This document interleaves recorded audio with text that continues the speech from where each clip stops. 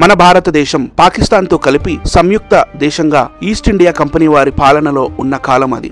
గాడిద కొడుకులు దేశ ఔన్నత్యాన్ని చెప్పుకోవడానికి కూడా వాళ్లకు మనసు ఒప్పదు. అఖండ భారతం అన్నది కేవలం ఆంగ్లేయుల పాలనలోనే ఏర్పడింది అన్నట్టుగా చెబుతున్నాడు. ఈ మాట ఏదో యథాలాపంగా చెప్పడం కాదు. అంతకుముందు ఎప్పుడూ ఈ దేశం అఖండ భారతంగా ఉండలేదు అనే అర్థం వచ్చేలా చెబుతున్నాడు. మీరు గమనించారా? నాగరిక జీవనానికి పూర్వం ఒక ప్రత్యేకమైన తెగకు చెందిన వారు క్రీస్తు పూర్వం 7000 సంవత్సరాల క్రితం సింధు నది పరివాహక ప్రాంతానికి వచ్చి అక్కడ స్థిరపడిపోయారు. యదవ గారు బొంకడంలో స్పెషలిస్ట్ అండి. ఒక్క వాక్యంలో 3 బొంకులు. ఒకటి, నాగరిక పూర్వం ఒక ప్రత్యేక తెగవారు క్రీస్తు పూర్వం 7000 సంవత్సరాలకు ముందు ఇక్కడకు వచ్చి స్థిరపడిపోయారు. అయ్యా పాటర్ గారు, సింధులోయ ప్రజలు క్రీస్తు పూర్వం 7000 సంవత్సరాలకు ముందు సింధులోయ పరివాహక ప్రాంతంలోకి వచ్చి స్థిరపడిపోయారా? ఏమన్నా మాట్లాడేటప్పుడు మనం ఏం మాట్లాడుతున్నాం, అది నిజమా కాదా అని కొద్దిగా మీరు ఆలోచించుకోవాలా. మన కిరస్థానం పుస్తకంలోంచి చూసుకుంటే కనుక ఆడాము అని ఒకడున్నాడు. ఆ ఆడాము గాడే ఈ భూప్రపంచంలో మొట్టమొదటి మనిషి. అది నమ్ముతావు కదా నువ్వు, అబద్ధమా? ఆ ఆడాముగాడు పుట్టిందే 6030 సంవత్సరాలకు ముందు. మరి 6030 సంవత్సరాలకు ముందు పుట్టిన ఆడాముగాడి సంతానం 9000 సంవత్సరాల క్రితం అక్కడెక్కడి నుంచో ఇక్కడికి వలస రావడం ఏంటి చెప్పు? అంటే కీర్తు పూర్వం 7000 సంవత్సరాలు అన్నావు కదా, అది ఇప్పటికి 9000 అవుద్ది. అందుకని 9000 సంవత్సరాలు అన్నమాట. నువ్వు గాడిదలాగా అతి తెలివితో ఇక్కడ చూపిస్తున్న బిబ్లికల్ పేట్రియార్క్ లైఫ్ స్పాన్స్ అనేవి అభూత కల్పన, అవి తప్పు, నీకు ఆ లెక్కలు రావు అని ఏడవకు. ఇక్కడ చూపిస్తున్న చార్టు తయారు చేసింది నేను కాదు, నీలాగా ఎవరో ఆ బైబిల్ సంకలో పెట్టుకుని వ్యాపారం చేసుకునే పాస్టరు కాదు. దీనిని తయారు చేసిన వారు బైబిల్ మేధావులు, క్రైస్తవంలో ప్రసిద్ధి చెందిన బైబిల్ మేధావులే దీనిని తయారు చేశారు. దీనిని తప్పు అనాలంటే కనుక ఆ మేధావుల దగ్గరికి వెళ్ళి ప్రశ్నించు. అఫ్కోర్స్ వాళ్ళు అక్కడ ఈ రోజున నివసించి ఉండకపోయినా, జీవించి ఉండకపోయినా వారి పరంపర ఉంటుంది, వాళ్ళతో వాదనకు వెళ్ళు. నాగరిక జీవనానికి పూర్వం ఒక ప్రత్యేకమైన తెగకు చెందిన వారు క్రీస్తు పూర్వం 7000 సంవత్సరాల క్రితం సింధు నది పరివాహక ప్రాంతానికి వచ్చి అక్కడ స్థిరపడిపోయారు. ఏంటి బాబు, ఒక ప్రత్యేకమైన తెగవారా? ఈ సింధులోయ పరివాహక ప్రాంతంలో నివసించిన వారు ఒక ప్రత్యేకమైన తెగవారు. ప్రత్యేకమైన తెగవారు అంటే ఆ తెగవారు ఈ ప్రపంచంలో అంతకుముందు ఎక్కడా లేరు, వాళ్ళ తర్వాత కూడా ఎక్కడా లేరు. అది వీడి భావం. మిత్రులారా గుర్తుంచుకోండి, ఆ సింధు నది లోయ పరివాహక ప్రాంతంలో ఎవరైతే నివసించారో వాళ్ళు ఎవరో కాదు, వాళ్ళు అక్కడ అననుకూల పరిస్థితులు ఏర్పడడం వల్ల కొద్దిగా కిందకు వచ్చారు, అనేక జనాభాగా ప్రజ్వలనం పొందారు. ఆ జనాభాయే మనము. ఆ సింధులోయ పరివాహక ప్రాంతంలో నివసించిన వారు మన పూర్వీకులే అనడానికి బొచ్చెడు సాక్ష్యాలు ఉన్నాయి. అవి వీళ్లకు కనపడవు, ప్రశ్నిస్తే మాట్లాడరు. అక్కడ నివసించిన వారు ఒక ప్రత్యేక జాతి వారు ఏమీ కాదు. ఆ విషయం వాడికి తెలుసు, తెలిసినా బొంకుతాడు. నాగరిక జీవనానికి పూర్వం ఒక ప్రత్యేకమైన తెగకు చెందిన వారు క్రీస్తు పూర్వం 7000 సంవత్సరాల క్రితం సింధు నది పరివాహక ప్రాంతానికి వచ్చి అక్కడ స్థిరపడిపోయారు. ఏం చెప్తాడు? కిత్తు పూర్వం 7000 సంవత్సరాలకు ముందు సింధులోయ పరివాహక ప్రాంతానికి వచ్చి అక్కడ స్థిరపడిపోయారు. సరే, ఆడు చెప్పింది వాదన కోసం ఒకసారి ఒప్పుకుందాం. ఎక్కడి నుంచి వచ్చారు అది మాత్రం ఆడు చెప్పడం, ఎందుకంటే ఆడికి తెలియదు. ఎందుకంటే అది ఆభూత కల్పన కాబట్టి, ఆ విషయం ఆడికి తెలుసు కాబట్టి. అయ్యా గాడిద గారు, మీరే అస్తమానము చెబుతూ ఉంటారు, ఎవరైతే 7000 సంవత్సరాల క్రితం ఇక్కడికి వచ్చి స్థిరపడ్డారని చెబుతున్నారో వాళ్ళను కీర్తు పూర్వం 1500 సంవత్సరాల క్రితం ఎక్కడి నుంచో వచ్చిన ఆర్యులు అనేవాళ్ళు ఓడించి గెంటేశారు, వాళ్ళ ప్లేసులను ఆక్రమించేసుకున్నారు అని మీరు చెబుతారు. ముందు ఆ ఆర్యులు అన్న వాళ్ళు వచ్చిన దానికి ఆధారాలు చూపించండి అంటే దానికే ఇప్పటిదాకా చూపించి చావలేదు. మళ్ళీ అక్కడ ఉన్న వాళ్ళు కూడా ఎక్కడి నుంచో వచ్చారు అని చెప్పే వెధవ అయిపోయావు నువ్వు. దేనికి ఆధారాలు ఉండవు. తరువాత కాలంలో వారు వ్యవసాయం మరియు వ్యాపారం వంటి విద్యలను నేర్చుకుని వారి నాగరికతను దశల వారీగా అభివృద్ధి చేసుకున్నారు. వారు మరెవరో కాదు, మన తొలి నాగరిక భారతీయులు, మన మూల నివాసులు, మన పూర్వీకులు. అవును, వాళ్ళు వేదాలను రాసిన వాళ్ళు మన పూర్వీకులే, వాళ్లే మూలవాసులు. ఎవరు కాదన్నారు? సింధు నది పక్కనే ప్రవహించే గగ్గర్ హాక్రా నది ఎండిపోతున్న సమయంలో ఆ నది పరివాహక ప్రాంతాల్లో నివసించే జనాలు అక్కడి నుండి బయలుదేరి ప్రస్తుతం ఉన్న గుజరాత్, మహారాష్ట్ర, మధ్యప్రదేశ్ ప్రాంతాల దాకా వచ్చి, నువ్వు చెబుతున్న ఈ గగ్గర్ హాక్రా నదిని ఋగ్వేదం సరస్వతి నది అన్నది. ఎందుకంటే నువ్వు చెబుతున్న గగ్గర్ హాక్రా నది సింధు నదికి, గంగా నదికి మధ్యలో ప్రవహిస్తుంది. ఋగ్వేదం కూడా సింధు నదికి, గంగా నదికి మధ్యలో సరస్వతి నది ప్రవహిస్తుంది అని చెప్పింది. అలాగే లేటర్ వేదిక్ పీరియడ్కి చెందిన మంత్రాలు ఆ సరస్వతి నది ఎడారిలో అదృశ్యం అవుతూ ఉన్నది అని చెప్పాయి. మనం ఆ నదిని గగ్గర్ నది, హక్రా నదిని పిలుచుకుంటున్నప్పటికీ వేదకాలంలో ఆ నదిని సరస్వతి నది అని పిలిచేవారు. చిన్న చిన్న సంస్కృతులుగా రూపాంతరం చెందుతున్న సమయంలోనే ఆర్యులు బీమాక్ కల్చర్ నుండి కాపర్ హోర్డ్స్ గా మన భారతదేశంలోకి చొరబడ్డారు. ఏమన్నా పాయింట్లన్నీ కలిపేసి కలగాపులం చేసేయడం కాదు, ఒక్కొక్కటి చెప్పు. చిన్న చిన్న సంస్కృతులుగా రూపాంతరం చెందుతున్న సమయంలోనే ఏం మాట్లాడుతున్నావురా? సింధు సరస్వతి నాగరికత ప్రజలు చిన్న చిన్న సంస్కృతులుగా మారారా? ఆడు 10,000 సంవత్సరాలకు ముందు ఆ సింధు నది, గంగా నది, సరస్వతి నది ఈ నదుల ఒడ్డున మెడలో జంజం వేసుకుని ఆ మంత్రాలను ఉచ్చరించాడు. అదే జంజాన్ని నేను ఈ రోజున ఇక్కడ వేసుకొని తిరుగుతున్నాను. వాడొచ్చి ఇంకో సంస్కృతిగా అభివృద్ధి చెందాడు అంటావా? ఆడికి నాకు సంబంధం లేదంటావా? ఆ రోజున వాళ్ళు ఆయా నదుల ఒడ్డున అలాగే ఇళ్లల్లో కూడా యజ్ఞాలు చేశారు. ఈ రోజుకి మేము యజ్ఞాలు చేస్తున్నాం. ఆ సింధు సరస్వతి నాగరికత ప్రజల సంస్కృతులే ఈ రోజుకి కూడా భారతదేశం అంతా నడుస్తూ ఉంది. నిజానికి ఆ సింధు సరస్వతి సంస్కృతి వేరువేరు సంస్కృతులుగా మారిపోయింది అని చెప్పాలంటే నువ్వు రుజువులు చూపించాలి. కుక్కలా మురిగితే కుదరదు. ఆర్యులు బీమాక్ కల్చర్ నుండి కాపర్ హోర్డ్స్ గా మన భారతదేశంలోకి చొరబడ్డారు. ఒక గాడిద సూటు బూటు వేసుకుని ఇంగ్లీష్ యాసలో తెలుగు అర్థం కాకుండా మాట్లాడుతుందని ప్రజలు ఒకప్పుడు నమ్మేవారు కాదు చెబితే. కానీ ఇప్పుడు నిన్ను చూస్తే అందరూ ఒప్పుకుంటారు. ఆర్యులు అనేవాళ్ళు 10,000 సంవత్సరాలకు ముందే సరస్వతీ నది ఒడ్డున వేద మంత్రాలను వల్లించారు. అందులో నో డౌట్.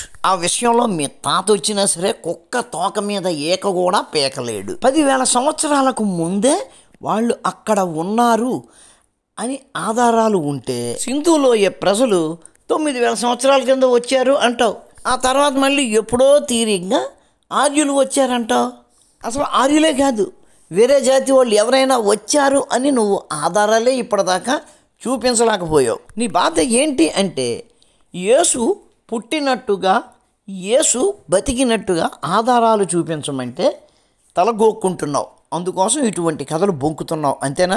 అలా వచ్చిన ఆర్యులు సింధు నది పరివాహక ప్రాంతాలలో మిగిలిపోయిన వారిపై యుద్ధాలు జరిపారు. ఈ దాఖలాలు అన్నీ కూడా మనకు ఋగ్వేదంలో కనబడతాయి. ఋగ్వేదంలో ఏ మంత్రంలో అయినా సరే తాము బయట నుంచి ఇక్కడికి వచ్చాము అని ఎక్కడా కనపడదు. నువ్వు ఉన్నాయంటున్నావు. ఆర్యులు యుద్ధం చేసింది కూడా ఆర్యులలోని కొంతమంది మనుషులతోటే, అంతేగాని వేరే వాళ్ళతో కాదు. నువ్వు చెప్పినట్టు అటువంటి ఆధారాలు ఋగ్వేదంలో ఏమాత్రమూ లేవు. ఎవడో తెల్లతోలోడు రాసిన వక్రీకరణం అర్థాలను తీసుకొచ్చి దానిని అనువదించి అది మాకు చూపించకు. ఈ రోజున మాకు సంస్కృతం వచ్చు, ప్రతి మంత్రాన్ని మేము అర్థం చేసుకుని దానికి భాష్యం చెప్పగలం.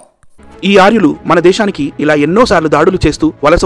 నేను నీకు ముందే చెప్పాను, కుక్కలా మురిగితే కాదు, ఆధారాలు చూపించాలి అని. అంతేగాని ఏవో సిద్ధాంతాలు తీసుకొచ్చి అవే ఆధారాలు అంటే కుదరదు. ఎవడు ఏం వాగినా పర్వాలేదు, దానికి ఆధారాలు అక్కరలేదు, దానిని నమ్మవలసిందే అంటావా?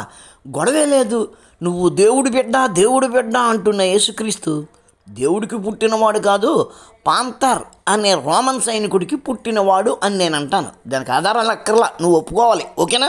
ఈ యుద్ధాన్నే దశరథ్య యుద్ధం అని అంటారు. ఈ సుదాసుడి వంశం పేరే భరత వంశం. భారత అనేది పర్షియా నుండి వచ్చిన సుదాసుడి వంశం పేరు, అంతేకాని ఇది ఒక ప్రత్యేక జాతి పేరు. భరత జాతి అంటే అది ఒక ప్రత్యేక జాతి కాదా? భరతుడు అనే రాజు పేరు మీదుగా వచ్చిన జాతి భరత జాతి. నువ్వు అన్నట్టుగా ఇది ఒకవేళ సుదాసుడు అనే వాడికి సంబంధించిన జాతే అయినా ఆడి వంశం భరత వంశం అంటే గనక వాడి వంశంలో ఎవడో భరతుడు అనేవాడు ఉన్నాడు అంతకుముందు. అంటే నువ్వు చెప్తున్న సుధాంశుడు అనేవాడు కూడా భరత వంశానికి చెందినవాడే. అంటే నువ్వు చెప్పిన సుధాంశుడు అనేవాడి వంశానికి మూలకారకుడైన భరతుడు అనేవాడు శకుంతల దుష్యంతుల కొడుకైన భరతుడు అని నేను అంటున్నాను. నువ్వు కాదని అన్న ఆధారాలు చూపించగలవా? ఇక్కడ నీకు ఇంకొక మాట రోయ్, నేను చెప్పిన శకుంతల దుష్యంతుల కొడుకైన భరతుడు ఈ ప్రపంచం మొత్తాన్ని పాలించాడు. అంటే నువ్వేదైతే పర్షియా అంటున్నావో అది కూడా ఆ భరతుడి రాజ్యంలోని భాగమే. అయినా కానీ నువ్వు ఇక్కడ ఏదో పీడిఎఫ్ చూపిస్తూ పర్షియా నుంచి వచ్చారు అని అంటావు. ఇక్కడ ఎక్కడ ఏడిసిందిరా ఆ మాట? ఒకప్పుడు పర్షియా దేశాన్ని ఏలిన కోరేషు రాజు అసలు పేరు కూడా కురువే. కాబట్టి ఈ కురు అనే పదం పర్షియా దేశానికి చెందిన పదం. పర్షియా రాజు కోరేషు పేరు మీదుగా కురు వంశము ఉద్భవించిందా? నువ్వేం చెప్పినా తల ఊపే గొర్రెలుంటే గనక తాడిబత్తి మిరియాలు తాటికాయ ఎంత ఉంటాయి అని అన్నాడట నీలోటాడే ఎవడో లోగడ. కోరేషు అనేవాడే కురు రాజా. చూడు నువ్వు తెచ్చిన స్లైడ్లో ఏముంది? కోరేషు అని ఉందా, సైరస్ అని ఉందా? మీ దిక్కుమాలిన బుక్లో దాన్ని సైరస్ అనకుండా కోరేషు అని రాసుకున్నంత మాత్రాన అది కురు అయిపోతుందా? ఒరిజినల్ అయితే కురు కాదు బాబు, సైరస్. అసలు కురు అన్న పదం వయసు ఎంత, పర్షియన్ లాంగ్వేజ్ వయసు ఎంత అదన్నా నీకు తెలుసా? ఒక్కసారి ఇక్కడ చూడు, పర్షియన్ లాంగ్వేజ్ 3000 సంవత్సరాల క్రితం పుట్టింది. మరి సంస్కృతం సంగతి ఏంటి? 10,000 సంవత్సరములకు ముందే సరస్వతీ నది ఒడ్డున వేదాలు వల్లించబడ్డాయి. ఇక్కడ నువ్వు సంస్కృతానికి లిపి ఉందా అని అడగచ్చు. సంస్కృతానికి లిపి అక్కర్లేదు. నేను తెలుగు లిపిలోనే సంస్కృతాన్ని రాస్తాను, వాడెవడో ఒడియా లిపిలోనే సంస్కృతాన్ని రాస్తాడు. ఈ పర్షియన్ లాంగ్వేజ్ చరిత్ర కూడా నువ్వు ఒక్కసారి చూసుకో. ఓల్డ్ పర్షియన్ 525 నుంచి 300 BCE మధ్యలో. ఇక్కడ ఒక స్లైడ్ తెచ్చావు. ఇది ఏమని చెప్తుందంటే సైరస్ అనే మాట సంస్కృతంలో కురు అన్న మాట నుంచి పుట్టింది అని చెప్తుంది. ఈ రెండిటికి అర్థం సూర్యుడు అని ఉంది కాబట్టి అక్కడి నుంచి ఇక్కడికి వచ్చారంటున్నావు. నేనంటున్నాను ఇక్కడి నుంచి అక్కడికి వెళ్ళారని. పనికి మాలిన వాడ. నువ్వు నన్ను ఆధారాలు అడిగితే కనుక నువ్వు నాకు ఆధారాలు చూపించి మాట్లాడాలి. పర్షియన్ భాషలో కురు అని అంటే సూర్యుడు అని అర్థం. కాబట్టి చిన్న జిఆర్ గారు, ఇలా పర్షియా దేశం నుండి వచ్చిన ఈ భరత వంశస్థులకి మీకు సంబంధాలు ఉంటే ఉన్నాయేమో గాని. ఎట్టెట్ట నువ్వు చూపించిన స్లైడ్లోనేమో సైరస్ అంటే సూర్యుడు అని ఉంది. ఈ కురు అన్న మాట పర్షియన్ లాంగ్వేజ్లో ఎక్కడుందిరా గాడిద? ఇంకొకటి, పర్షియన్ లాంగ్వేజ్లో నిజంగానే కురు అన్న పదానికి సూర్యుడు అని ఉన్నంత మాత్రాన భరతుడు అనేవాడు బయట నుంచి వచ్చినట్టు ఎందుకు వద్దురా? నల్లట్టు బుక్లో ఒక దగ్గర యేసు అనే ఆయన దేవుని శుక్రజనితుడు అని ఉన్నంత మాత్రాన అది నిజము అనడానికి ఆధారాలు ఏవి లేవు కదా. మాకు మాత్రం ఎలాంటి సంబంధం లేదు. నీ దేహంలో ఉన్నది భారతదేశపు రక్తం కాదు అని నువ్వంటే నేనేం చేయగలను చెప్పు? తెల్లతోలోడి ఆత్మీయ సంతానాన్ని అని నువ్వు చెప్పుకుంటే నేనేం చేయగలను చెప్పు? ఈ భారతదేశం కాబట్టి మనమందరం కూడా భారతీయులం, అంతేకాని భరత వంశస్థులము లేదా భారత వంశస్థులము మాత్రము కాదు. బత్తాయికి అర్థం కాలేదనుకుంటాను. భారతదేశం అన్నది భరతుడి నుంచే వచ్చింది, నువ్వు ఒప్పుకున్నా కాకపోయినా. అవును, నువ్వు చెప్పింది నిజమే. మేమైతే భరత వంశస్థులము, నువ్వైతే తెల్లతోలు వంశస్థుడివి. కాబట్టి చిన్న జిఆర్ గారు, ఇలా పర్షియా దేశం నుండి వచ్చిన ఈ భరత వంశస్థులకి మీకు సంబంధాలు ఉంటే ఉన్నాయేమో గాని. అవును రే, నాకు తెలియక అడుగుతాను. నువ్వేమంటావు? 9,000 సంవత్సరాల క్రితం ఎక్కడి నుంచో వచ్చారో కూడా నువ్వు చెప్పలేదు. ఎక్కడి నుంచో ఇక్కడికి వచ్చిన సింధు నాగరికత ప్రజల సంతానాన్ని నేను అని చెప్పుకుంటున్నావు. నన్నేమో 3,000 సంవత్సరాల క్రితం పర్షియా నుంచి వచ్చిన వాడి సంతానం అని నువ్వు నన్ను అంటున్నావు. నువ్వు అన్నది బాగానే ఉంది కానీ నువ్వు 9,000 సంవత్సరాల క్రితం వచ్చావు, నేను 3,000 సంవత్సరాల క్రితం వచ్చాను. మన లెక్కల్లో చెప్పుకోవాలంటే నువ్వు 9 రోజుల ముందు వచ్చావు, నేను 3 రోజుల క్రితం వచ్చాను. 3 రోజుల క్రితం వచ్చిన నేను బయటవాడిని అయిపోతే మరి 9 రోజుల క్రితం వచ్చిన నువ్వు ఇక్కడ పుట్టినవాడివి అయిపోతావా? నువ్వు కూడా అక్కడి నుంచి వచ్చిన వెధవవే. మన సింధు లోయలోంచి వచ్చిన వాళ్ళం కాం. సింధు లోయలోంచి వచ్చిన వాళ్ళు వీళ్ళు అంటే మీ జాతికి ఉండేటటువంటి చరిత్ర అంతా కూడా జీరో. సింధు నది నాగరికతలో నివసించిన వారి చరిత్ర తెలియక పాపం ఈ చిన్న జిఆర్ స్వామి గారు ఏదేదో చెప్పేస్తున్నారు. ఇప్పుడు సింధు నది నాగరికతలో ఉన్న వారి చరిత్ర గురించి కొన్ని విషయాలు తెలుసుకుందాం. ఓహో, సింధు నాగరికత గురించి ఆయనకు తెలీదు, నీకు తెలుసు. చెప్పు ఏంటాం? సింధు నది నాగరికతలో నివసించిన వారు ప్రపంచానికే ఒక గొప్ప సంస్కృతిని నేర్పించిన వారు. ఈ విషయంలో మాత్రం ఉన్నది ఉన్నట్టు చెప్పేవరా. ఎవడైతే సింధు నది ఒడ్డున వేద మంత్రాలను వల్లించాడో, ఎవడైతే సింధు నది ఒడ్డున హోమగుండాన్ని వెలిగించాడో, వాడు ఈ లోకానికి జ్ఞానాన్ని విజ్ఞానాన్ని పంచాడు. అంతవరకు కరెక్ట్గానే చెప్పేవరా. నేడు మనం భారతదేశంలో పెడుతున్న ఈ నమస్కారాలు సింధు నది నాగరికతలో నివసించిన వారు కనిపెట్టినదే. సింధు నది నాగరికతలో నివసించిన వారు ఇలా నమస్కారం పెట్టి అవతల వ్యక్తికి గౌరవం ఇవ్వడం అనేది మన భారతదేశానికే కాక యావత్ ప్రపంచానికి నేర్పించిన గొప్ప ప్రజలు. స్వస్తిక చిహ్నం నేటి హిందూ మతానికి చిహ్నంగా ఉంది. కానీ ఈ స్వస్తిక చిహ్నం అనేది సింధు నది నాగరికతలోనే మొట్టమొదటిసారిగా కనపడింది. సింధు నది నాగరికతకు చెందిన సీల్స్ పైన మనకి ఈ స్వస్తిక గుర్తులు కనపడతాయి. కాబట్టి ఈ స్వస్తిక గుర్తుల్ని కూడా కాపీ కొట్టుకుని ఇది మాది అని చెప్పుకుంటున్న గొప్ప ధర్మమే ఈ సనాతన ధర్మం. ఒరే అక్కుపక్షి, వాళ్ళు చేసినవన్నీ మేము ఇప్పుడు చేస్తున్నాము అంటే అర్థం ఏంటి? వాళ్ళ నుంచి అవి అన్నీ మాకు సహజంగా ప్రకృతిపరంగా అందాయి అని అర్థం. అంటే మేము వారి సంతానమే అనడానికి అవి రుజువులు. మేము బయట నుంచి వచ్చాము అని మీరు చెప్పిన కాయకమ్మ కబుర్లన్నీ కొట్టివేయబడ్డాయి. నువ్వు కుదిరితే ఒక సరైన ఆధారం తెచ్చి అది చూపించు, అప్పుడు నువ్వు చెప్పింది ఒప్పుకోవాలా లేదన్నదే ఆలోచిస్తాం. సనాతన ధర్మాన్ని ఏదైనా వేరే దేశాలకు తీసుకెళ్లాలంటే మొట్టమొదటిగా వీరు ఆ దేశంలో యోగాని ప్రవేశపెడతారు. వీరి యోగాసనాల ద్వారా ఇతర దేశస్తులను ఆకర్షింపజేస్తారు. అటు తరువాత ఈ ధర్మ ప్రచారకులు బయట దేశాల వారితో యోగాసనం పేరుతో సూర్య నమస్కారాలు చేయించి ఓంకారాన్ని జపించమంటారు. ఆ విదేశాలలో వాళ్ళు సూర్య నమస్కారాలు చేస్తే నీకేంటి, ఓంకారాన్ని పఠిస్తే నీకేంటి? వాళ్ళ చేత ఆ పనులు బలవంతంగా చేయించట్లేదు. వాళ్ళెవరో సూర్య నమస్కారాలు చేస్తే నీకు వచ్చిన నొప్పేంటి? నిన్ను చేయమనలేదు కదా. యోగా యొక్క చరిత్రను మనం పరిశీలించి చూస్తే యోగాసనాల ద్వారా వ్యాయామం చేసే పద్ధతిని కనిపెట్టింది సింధు నది నాగరికతలో నివసించిన వారే. ఈ యోగాకి మరియు సనాతన ధర్మానికి ఎలాంటి సంబంధం లేదు. సారు, అనిల్ కుమార్ సారు, మిమ్మల్ని చూస్తుంటే నాకు చాలా ఆశ్చర్యం వేస్తుందండి. మీరు బయట నిజ జీవితంలో కూడా ఇలాగే ఉంటారా, లేకపోతే మీ గొర్రెల కోసం వీడియో చేసినప్పుడే ఇలా ఉంటారా? అసలు స్క్రీన్ మీద మనం ఏం చూపిస్తున్నాము, నోటితో మనం ఏం చెబుతున్నాము అన్న ఇంగితం కూడా మనకు ఉండదా అండి? మీరు అంత ధైర్యంగా ఆ విధంగా ఎట్లా మాట్లాడగలరండి? అంటే మన కిరస్తాని గొర్రెలకు అంత జ్ఞానం ఎక్కడుండి ఏడిసింది? మనం ఏం చెప్పినా సరే అన్న చెబితే రైటే, అన్న చెబితే రైటే అంటారని మీ ధైర్యమా? మళ్ళా మేము మీరు తెచ్చిన మెటీరియల్ మీద మాట్లాడితే గనక వీళ్ళకి అంత జ్ఞానం ఎక్కడ ఏడిసింది? మేము తెచ్చిన మెటీరియల్ మీదే వీళ్ళు మాట్లాడుతున్నారు అని అంటారు. కానీ ఏం చేస్తామండి, తప్పదు. మీరు తెచ్చిన మెటీరియల్ మీదే మేము బేస్ అవ్వాలి. ఎందుకంటే పోయిన దగ్గరే ఎత్తుక్కోవాలి.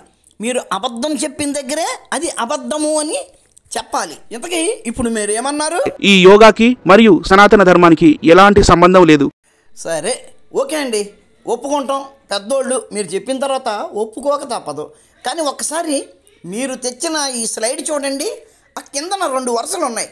హరప్పా మొహింజోదారో 2500 BCE. ఆ కిందనేముందండి? Continuity of practice 2000 CE. ఈ 2500 BCEకి 2000 CEకి మధ్యలో చిన్న చిన్న చుక్కలు పెట్టి కలిపాడు. దాన్ని కిందన ఏమన్నాడండి? Continuity of practice. దాని అర్థం ఏంటండి? కంటిన్యూస్గా ప్రాక్టీస్ చేస్తూనే ఉన్నారు ఆ యోగాని 2500 BCE నుంచి ఇప్పటిదాకా. మా ముత్తాత మా తాతకు నేర్పాడు, మా తాత మా నాయనకు నేర్పాడు, మా నాయన నాకు నేర్పాడు, నేను నా బిడ్డకు నేర్పాను. ఆ స్లైడ్ పెట్టేటప్పుడు కనీసం ఆ కంటిన్యూటీ ఆఫ్ ప్రాక్టీస్ అన్న లైన్ తీసేయాలి అన్న జ్ఞానం కూడా మీకు లేదు సార్. ఇది మాది కాదు, మీ తాతలది, మీ తాతల దగ్గర మేము నేర్చుకున్నాము అని చెబుతున్నారు. పోనీ వాదన కోసం అది ఒప్పుకున్నా, మీ తాతల దగ్గర మేము నేర్చుకున్నప్పుడు మీ తాతల దగ్గర మీరెందుకు నేర్చుకోలేదు? ఇప్పుడు మీ నాయనకు అసలు యోగా అంటేనే ఎందుకు తెలియదు? దీనికి మీరు జవాబు చెప్పాలి. నోటికి వచ్చినట్టు మురిగితే కాదు. ఇలా వ్యాయామం చేసే పద్ధతిని కాపీ కొట్టి సనాతన ధర్మానికి ఆపాదించి, సనాతన ధర్మంలో ఉన్న దేవుళ్లకు ఆపాదించి, సనాతన ధర్మాన్ని వేరే దేశాలకు తీసుకెళ్లడానికి ఈ యోగాని ఒక ఆయుధంగా మార్చుకున్నారు ఈ ధర్మ ప్రచారకులు. ఊరే, నాకు డౌట్ రా. మీ సింధు లోయ నాగరికత తాతలో 9000 సంవత్సరాల క్రితం అక్కడికి వచ్చి ఇప్పుడు నువ్వు చెప్పినవన్నీ నేర్చుకున్నారు, లేకపోతే అక్కడి నుంచి తెచ్చుకున్నారు. ఎక్కడి నుంచో మరి నువ్వు చెప్పలేదు. అక్కడికి మా తాతలు జస్ట్ 3500 సంవత్సరాల క్రితం వచ్చారు. వచ్చి అక్కడ ఉన్న మీ తాతలందరినీ చంపేసి తరిమేసి వాళ్ళ ప్రాంతాలన్నింటినీ ఆక్రమించుకున్నారు. ఏదో దండం పెట్టడం వంటిది వాళ్ళ దగ్గర నేర్చుకున్నారు అంటే నమ్మచ్చు. యోగాసనాలు అవి చాలా క్రిటికల్. అవి కలిసిమెలిసి జీవిస్తే కానీ రావు. వాటిల్ని ఎలా నేర్చుకున్నారా చంపేసిన తర్వాత? పోని ఈ నమస్కారం అనేది సంస్కారానికి సంబంధించింది, యోగా అనేది దేహానికి మనస్సుకు సంబంధించింది, వాటిని నేర్చుకున్నారు అంటే అర్థం ఉంది. మూర్ఖత్వానికి చిహ్నమైన ఈ జంజాన్ని మా తాతలు మీ తాతల దగ్గర ఎందుకు తీసుకున్నారు? అది సరే, మీ తాతల దగ్గర ఉన్న జంజాన్ని మా తాతలు తీసి వేసుకున్నారు, మరి మీరు ఎందుకు తీసి పారేశారు? ఈ ప్రశ్న ఎందుకు అడగవలసి వస్తుంది అంటే, ఆ సింధులోయ ప్రాంత ప్రజలు నీ పూర్వీకులు అని నువ్వు గట్టిగా చెప్పుకుంటున్నావు, వాళ్ళు అక్కడ వేదాలు వల్లించారు, జంజాలు వేసుకు తిరిగారు. తిరుపతి కొండపై ప్రసాదం పేరుతో లడ్డూల్ని అమ్ముకుంటారు కదా, కానీ సింధు నది నాగరికతలో నివసించిన వారు నేటికి 5000 సంవత్సరాల క్రితమే లడ్డూల్ని చేసుకున్నారు. లడ్డూ యొక్క రుచి నిన్ను చూస్తే నాకు జాలేస్తుందిరా.